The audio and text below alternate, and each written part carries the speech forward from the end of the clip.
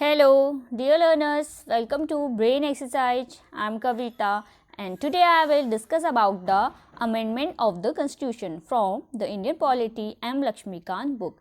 This book is very helpful for every competitive aspirant. Amendment of the Constitution. Indian Constitution ना तो flexible है ना ही rigid है, यद्यपि क्या है, ये दोनों का सम्मिश्रण है।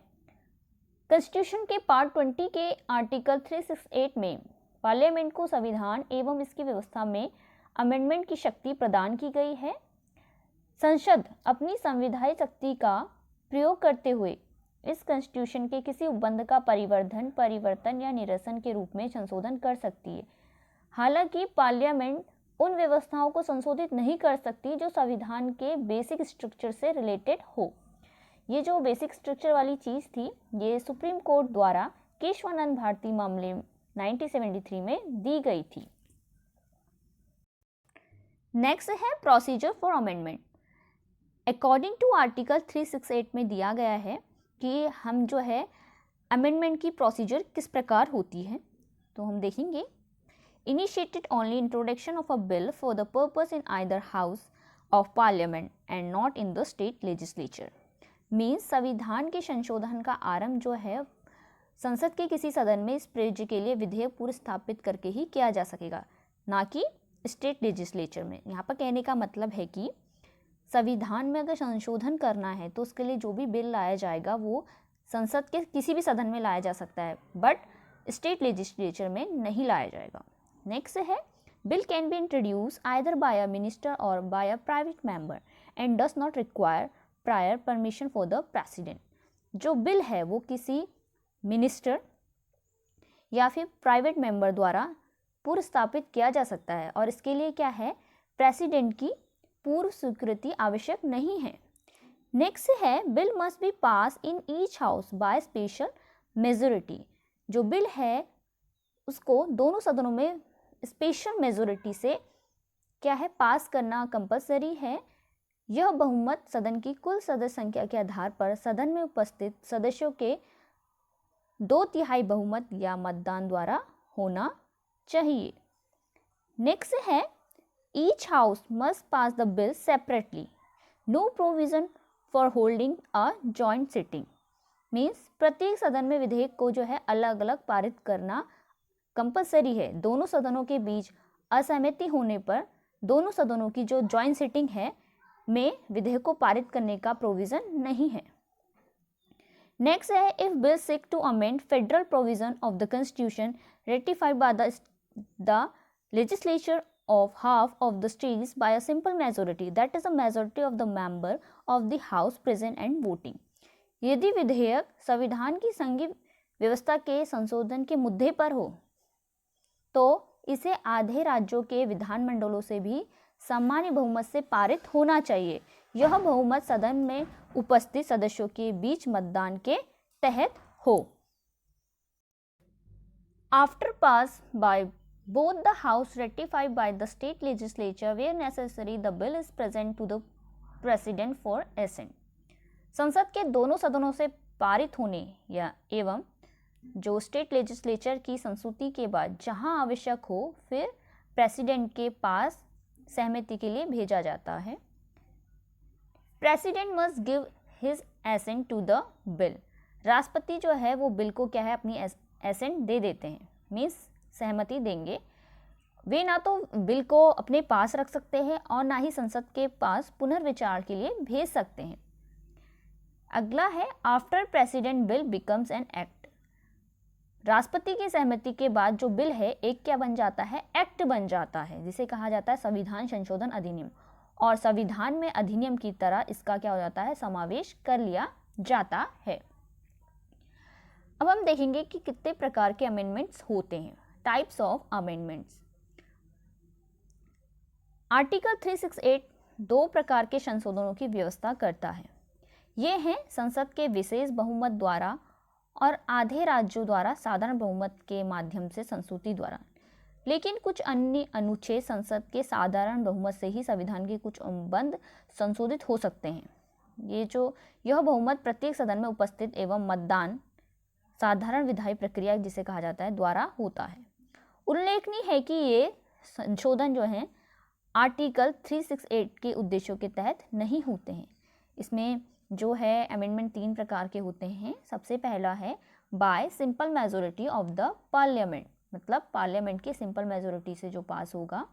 ये जो अमेंडमेंट है वो क्या है, 368 के अंदर नहीं आता है। अगला है bye special majority of the parliament. यहाँ पर जो है वी थोड़ा एरर हो गया है, ऑफ द पार्लियामेंट है। ये जो है स्पेशल मेजोरिटी से जो पास होता है वो आर्टिकल 368 के अंदर अमेंडमेंट माना जाएगा। नेक्स्ट है bye special majority of the parliament and consent of state. जो ये है इसमें क्या होता है, संसद के विशेष बहुमत और एवं राज्य की स्वीकृति द्वारा जो अमेंडमेंट होता है वो भी आर्टिकल 368 के अंतर्गत आता है। इसमें सबसे पहले है bye simple majority of parliament mean संसद के साधारण बहुमत द्वारा। कॉन्स्टिट्यूशन के अनेक प्रोविज़न पार्लियामेंट के दोनों सदनों द्वारा सिंपल मेजोरिटी से संशोधित किए जा सकते हैं। ये व्यवस्थाएं आर्टिकल 368 की सीमा से बाहर है। इनमें सबसे पहले है एडमिशन और एस्टैब्लिशमेंट ऑफ न्यू स्टेट्स का प्रवेश या गठन। नेक्स्ट है formation of new states and alternation of areas, boundaries or name of existing states means नए राज्यों का निर्माण और उसके क्षेत्र, सीमाओं या संबंधित राज्यों के नामों का परिवर्तन। नेक्स्ट है abolition or creation of legislative council in states में लेजिस्लेटिव काउंसिल का निर्माण करना या उनकी समाप्ति करना। नेक्स्ट है second schedule emoluments, allowances, privileges and so on of the president, the governors, speaker, जजेस एक्स्ट्रा। जो सेकेंड शेड्यूल है उसमें राष्ट्रपति, राज्यपाल, लोकसभा अध्यक्ष, न्यायाधीश आदि के लिए परिलब्धियां, भले विशेषाधिकार आदि। नेक्स्ट है salaries and allowances of the members of parliament, parliament के मेंबर्स के लिए सैलरी एंड अलाउंसेस। नेक्स्ट है rules of procedure in parliament. Next है रिलेटेड टू फिफ्थ शेड्यूल, वो फिफ्थ शेड्यूल से रिलेटेड है। Related to sixth schedule union territories, citizenship की प्राप्ति एंड समाप्ति, election for parliament and state legislature.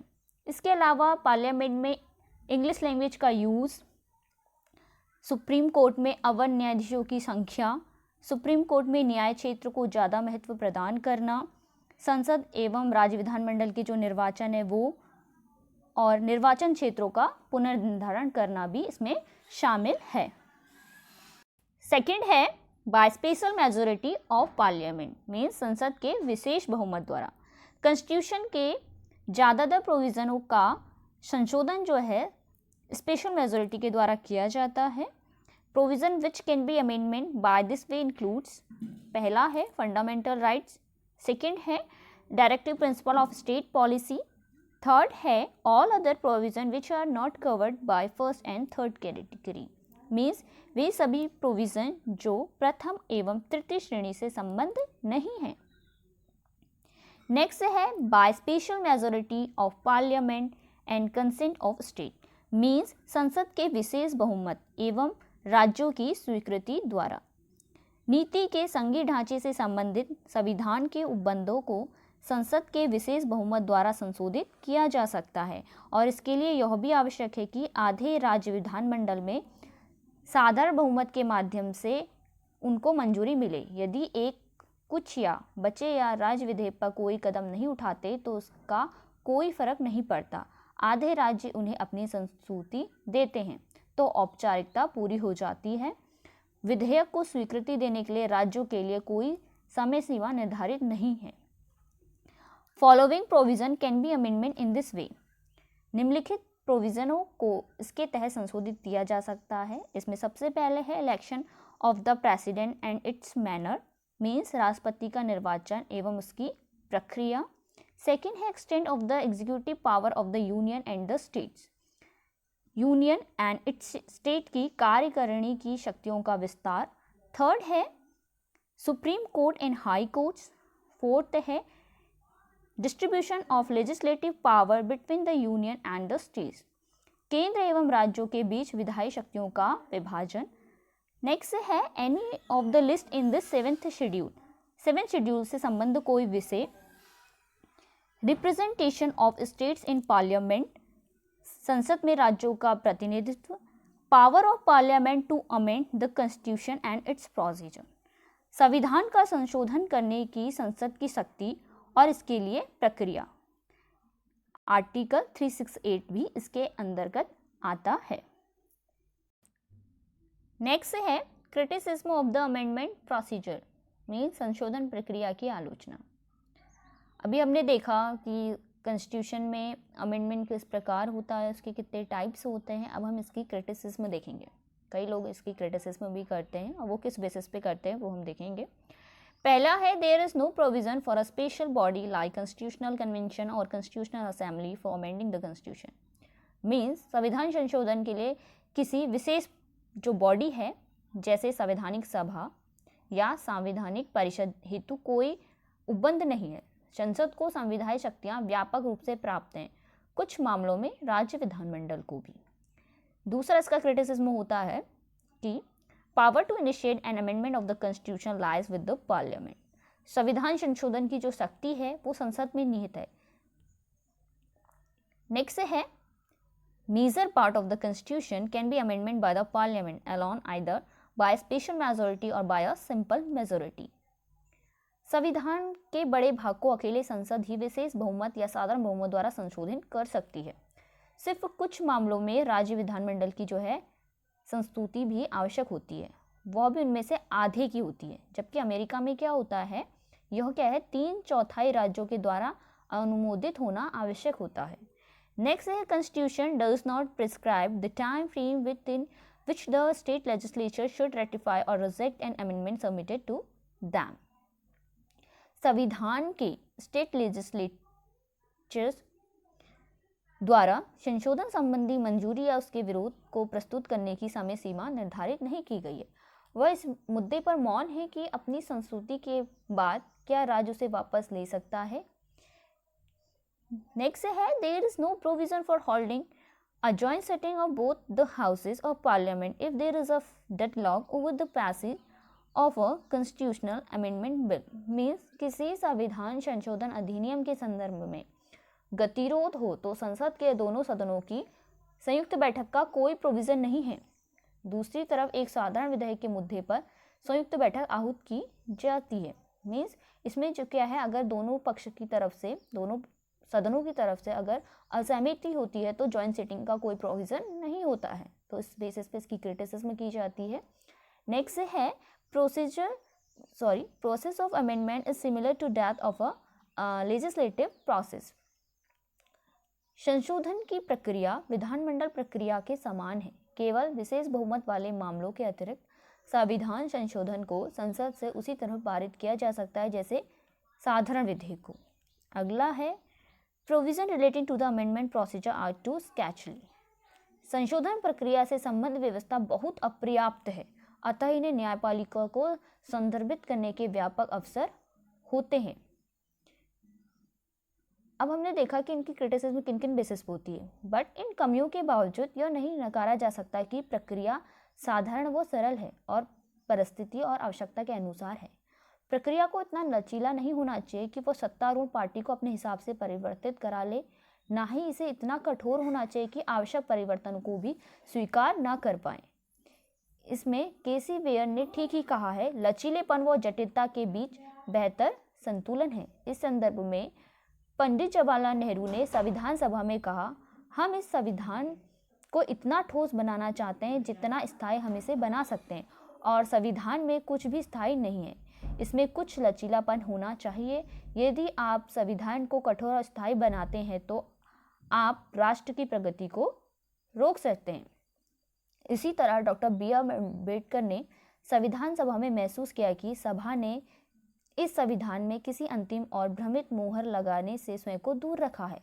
ऐसा उसने कनाडा की तरह लोगों को संविधान संशोधन का अधिकार न देने अथवा अमेरिका या ऑस्ट्रेलिया की तरह असाधारण नियमों और शर्तों को पूरा करने के बाद संशोधन प्रक्रिया से स्वयं को दूर रखकर किया है, बल्कि संविधान संशोधन हेतु सरल प्रक्रिया बनाई है।